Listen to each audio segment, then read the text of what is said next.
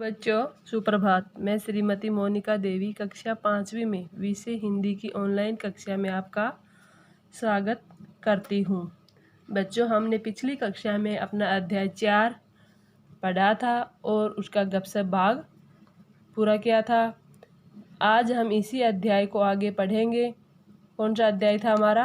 परीक्षा। इसके लेखक कौन थे? मुंशी प्रेमचंद। दिनांक 25 मई 2020 को हम क्या पढ़ेंगे इसमें कि पिछले अध्याय में, जैसे इसी अध्याय का जो पीछे का भाग था, इसी में हमने क्या पढ़ा था कि मुंशी प्रेमचंद की एक अमूल्य कीर्ति है ये कौन सी? परीक्षा, जिसमें एक सुगढ़ नेता, अच्छे नेता के गुणों पर रोशनी डाली गई थी कि अच्छे नेता में क्या क्या गुण होने चाहिए। इस कहानी में रियासत देवगढ़ में दीवानी की खोज की जा रही थी, दीवानी के पद की, दीवान मंत्री के पद की, यानी दीवान पद के लिए व्यक्ति में शिक्षा, ज्ञान और स्वास्थ्य के साथ साथ और क्या क्या मतलब महत्वपूर्ण है वो इस हम कहानी में पढ़ेंगे। वहाँ के राजा का नाम सरदार सुजान सिंह था। वे बूढ़े होने के कारण उनमें राजकाज संभालने की शक्ति नहीं रही। अब वह नया दीवान कैसे नियुक्त करता है, उसके लिए क्या क्या शर्त रखी गई, जो हम इस अध्याय के माध्यम से पढ़ रहे हैं। तो इसमें पीछे हमने पढ़ा था कि एक किसान है, वह अनाज से भरी अपनी बैलगाड़ी लेकर जाता है, तो अब बैलगाड़ी उसकी कीचड़ में फंस जाती है, और जहाँ कीचड़ में फंसती है वहीं कुछ खिलाड़ी हॉकी का खेल खेल रहे थे। उसकी गाड़ी को देखकर, कीचड़ में फंसी हुई देखकर सभी ने उसको अनदेखा कर दिया और किसान उनको सहायता भरी नज़रों से देख रहा था, लेकिन वह उनको कह नहीं पा रहा था। तो इसमें आगे क्या होता है ये हमने कल पढ़ लिया था। तो आगे क्या होता है, खिलाड़ियों ने भी उसको देखा, मगर बंद आँखों से। खिलाड़ियों ने भी उसकी गाड़ी को और किसान को देखा, लेकिन कैसे देखा? बंद आँखों से, यानी उसको नज़रअंदाज कर दिया, जिसमें सहानुभूति नहीं थी। सहानुभूति मतलब दया की भावना नहीं थी उनके अंदर। लेकिन उसी समूह में, उसी दल में एक ऐसा मनुष्य था जिसके हृदय में दया थी और साहस था। अकस्मात उसकी निगाह गाड़ी पर पड़ी। अकस्मात मतलब अचानक से उसकी निगाह उस गाड़ी पर पड़ी। निगाह मतलब नज़र।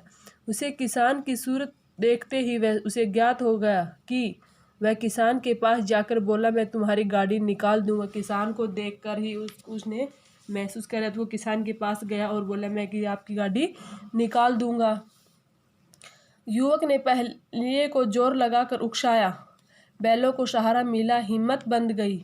उन्होंने कंधे झुकाकर एक बार जोर किया तो गाड़ी नाले के ऊपर थी। उन्होंने उसको सहारा दिया बैलगाड़ी को, तो गाड़ी एकदम से आगे कीचड़ से निकल गई। किसान युवक के सामने हाथ जोड़कर खड़ा हो गया।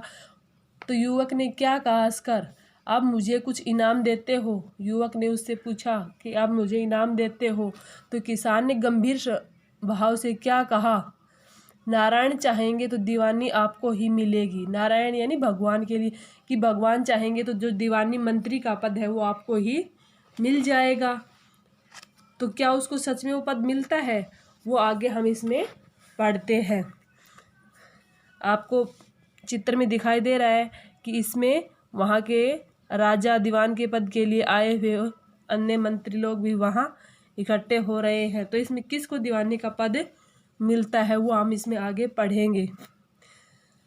महीना पूरा हुआ, चुनाव का दिन आ पहुंचा।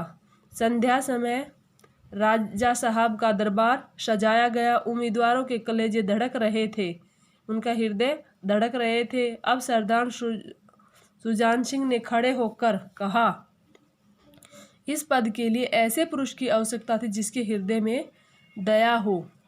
और कहा, इस पद के लिए ऐसे, जिसके हृदय में दया हो, ऐसे महापुरुष की आवश्यकता थी। साथ साथ उसमें क्या हो? आत्म बल, अपना आत्मा मतलब कि खुद का विश्वास बल हो। हृदय वह जो उदार हो, हृदय ऐसा हो उदार हो। आत्मबल वह जो आपत्ति का वीरता के साथ सामना करे। और इस रियासत के सौभाग्य से हमें ऐसा पुरुष मिल गया है। मैं रियासत को पंडित जानकीनाथ सा दीवान पाने पर बधाई देता हूँ। रियासत का दीवान पद किसको दिया गया? जानकीनाथ को।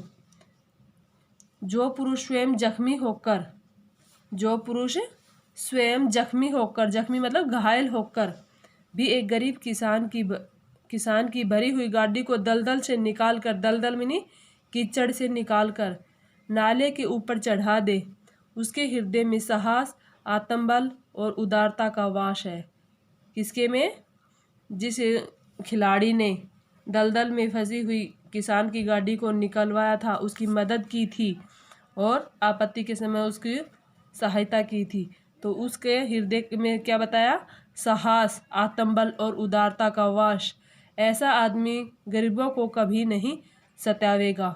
तो इसके साथ ही फिर उसको क्या मतलब किया गया घोषणा? जो गरीबों की मदद करेगा वह अच्छा, उदार और आत्मबल, उदारता का मतलब वास है जिसके मन में, उसी को दीवान के पद के लिए नियुक्त कर दिया गया। कौन था ये दीवान के पद के लिए? पंडित जानकी नाथ। ओके स्टूडेंट्स,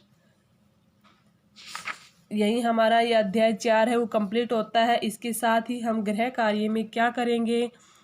अपने इसी अध्याय के प्रश्न उत्तर और शब्दार्थ हैं जो हम अपनी फेयर नोटबुक में लिखेंगे। कुछ शब्दार्थ दिए गए हैं, ये हमारी पाठ्य पुस्तक में भी हैं और उससे संबंधित हमारे अभ्यास में ये प्रश्न हैं। ये प्रश्न हमें किस में करने हैं? अपनी फेयर नोटबुक में, जो आपने अच्छे से पाठ पढ़ा होगा और समझ में आया होगा। Okay students, be happy and be healthy at home.